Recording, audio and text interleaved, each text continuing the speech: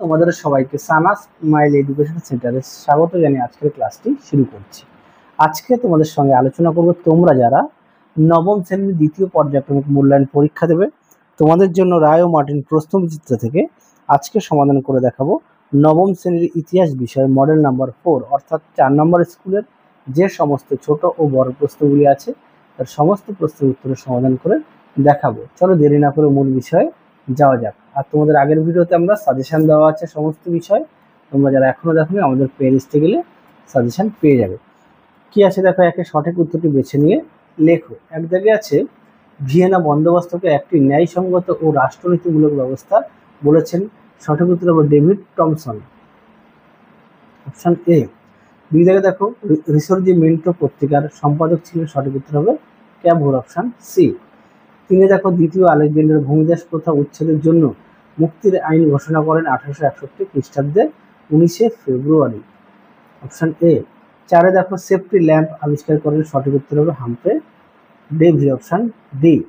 পাঁচে দেখো নানকিং এর সন্ধি স্বাক্ষরিত হয়। সঠিক উত্তর হবে 1842 খ্রিস্টাব্দে, অপশন বি। ছয় দেখো কমিউনিস্ট ইস্তাহার রচনা করেন। সঠিক উত্তর হবে মার্কস ও এঙ্গেলস, অপশন ডি। সাথে দেখো রাশিয়ার জনপ্রতিনিধি সভা হলো। সঠিক উত্তর হবে ডুমা, অপশন ডি। আটে দেখো 1929 মহামন্দা শুরু হয়েছিল। সঠিক উত্তর হবে জার্মানিতে, অপশন ডি। পরবর্তী দেখো 9 দাগের মুসলিনের উপাধি ছিল। সঠিক উত্তর হবে ইলদুচে, অপশন ডি। 10 দেখো প্রথম যার উপাধি গ্রহণ করেছিলেন। সঠিক উত্তর হবে চতুর্থ আইভান। পরবর্তী দেখো 2 দাগের নিচের প্রশ্নের উত্তর দাও। এ আছে, এ দাগে একটি বাক্যের উত্তর দাও। এক জায়গায় আছে দ্য মিনিং অফ ন্যাশনালিজম গ্রন্থটি কে লিখেছেন। উত্তরটা হবে 1917 খ্রিস্টাব্দে রবীন্দ্রনাথ ঠাকুর। পরবর্তী দেখো 2 দাগে ত্রিশক্তি আতাত কত খ্রিস্টাব্দে গঠিত হয়। উত্তরটা লিখবে 1907 খ্রিস্টাব্দে। পরবর্তী দেখো 2 দাগের সত্য মিথ্যা। এক জায়গায় আছে কি ভূমধ্য সাগর বন্দিনী নামে পরিচিত ছিল প্রাশিয়া, এটা ভুল। সঠিক উত্তর হবে স্ট্রমলি দ্বীপ। 2 জায়গায় দেখো রাশিয়ার লাল কোচ নেতৃত্ব দেন লেনিন, এটাও ভুল। সঠিক উত্তর হবে লিওন ট্রটস্কি। পরবর্তী প্রশ্ন দেখো কি আছে, বিবৃতি দেখে নাও। এক দাগের প্রশ্নের উত্তরটা হবে ব্যাখ্যা 2, 2 দাগের প্রশ্নের উত্তরটা হবে ব্যাখ্যা 2। তোমরা একটু উত্তরটা একটু দেখে নিও। পরবর্তী দেখো 3 দাগের নিম্নলিখিত প্রশ্নগুলি 2-3টি বাক্যে উত্তর দাও, যে কোনো 4টি। একে আছে মেটারনিক ব্যবস্থা বলতে কি বোঝায়। দেখো প্রশ্নের উত্তর দেখে নাও। প্রশ্নের উত্তর মেটারনিক পদ্ধতি এখান থেকে এই পর্যন্ত তোমরা লিখবে, এখান থেকে এই পর্যন্ত উত্তরটা লিখবে, দেখে নাও। এছাড়াও তোমরা তোমাদের পাঠ্য বই থেকে পড়ে নিতে পারো। দিয়ে দেখো হেটাইরিয়া ফিলিকে কি। দেখো প্রশ্ন উত্তর দেখে নাও। প্রশ্ন উত্তরটি তোমরা এখান থেকে লিখবে, এই পর্যন্ত লিখবে। পরবর্তী প্রশ্ন দেখো 3 দাগের ঘেটো বলতে কি বোঝায়। দেখো প্রশ্ন উত্তর দেখে নাও। প্রশ্ন উত্তরটি তোমরা এখান থেকে এই পর্যন্ত লিখবে, এখান থেকে এই পর্যন্ত উত্তরটা লিখবে।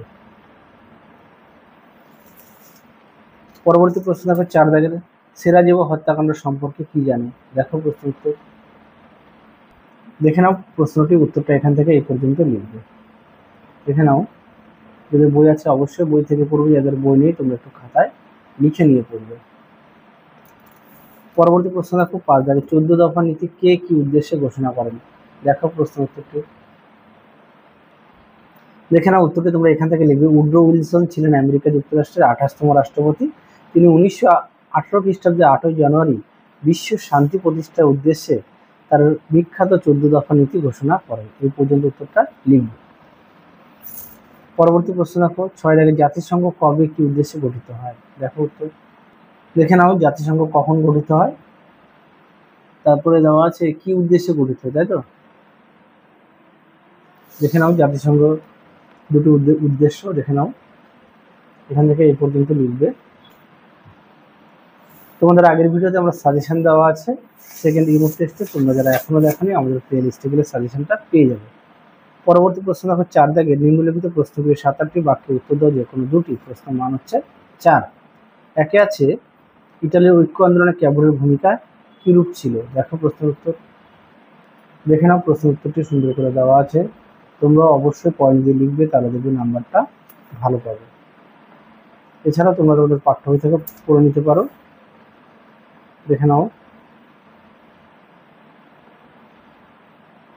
এই পর্যন্ত উত্তরটা লিখবে। চলো পরবর্তী প্রশ্ন দেখো, 3 দাগের ঔপনিবেশিক প্রতিদ্বন্দ্বিতা আফ্রিকার ব্যবচ্ছেদ কিভাবে ঘটে তা বর্ণনা দাও। দেখো উত্তর, দেখে নাও প্রশ্ন উত্তরটি। তোমরা অবশ্যই পয়েন্ট দিয়ে লিখবে।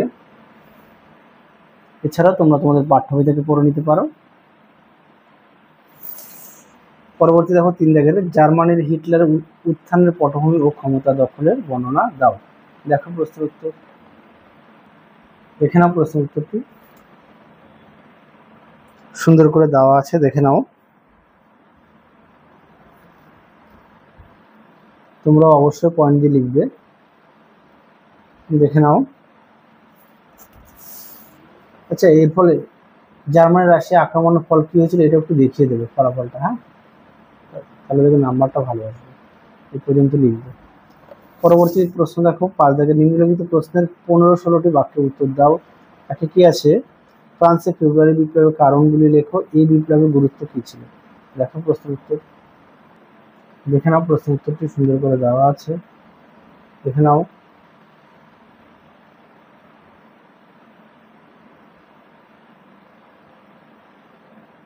দেখে নাও প্রশ্ন উত্তরটি।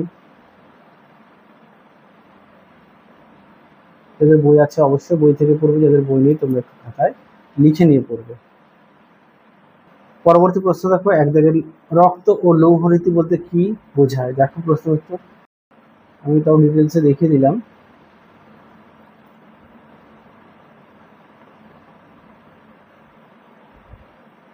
দেখে নাও।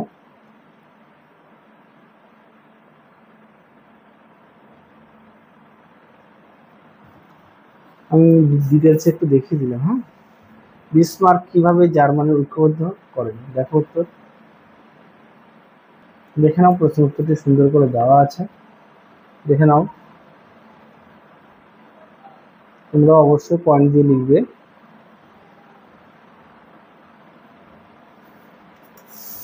দেখে নাও উত্তরের বাকি অংশটুকু সুন্দর করে দেওয়া আছে, দেখে নাও। এই পর্যন্ত উত্তরটা লিখবে।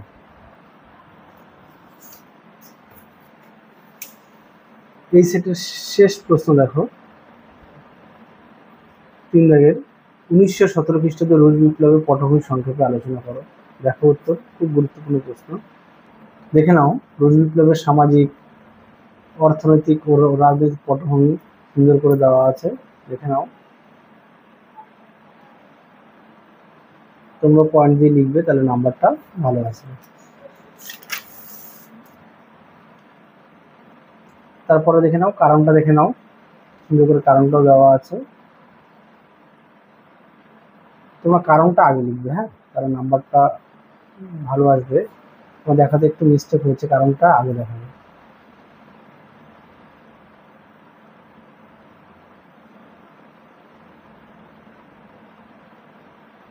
এই পর্যন্ত লিখবে। তাহলে চলো আজকের মতো এখানে সমাপ্ত করছি। আবার দেখা হবে খুব শীঘ্রই তোমাদের পরবর্তী ভিডিওতে। তোমরা সবাই সুস্থ থেকো, ভালো থেকো। আজকের মতো টাটা।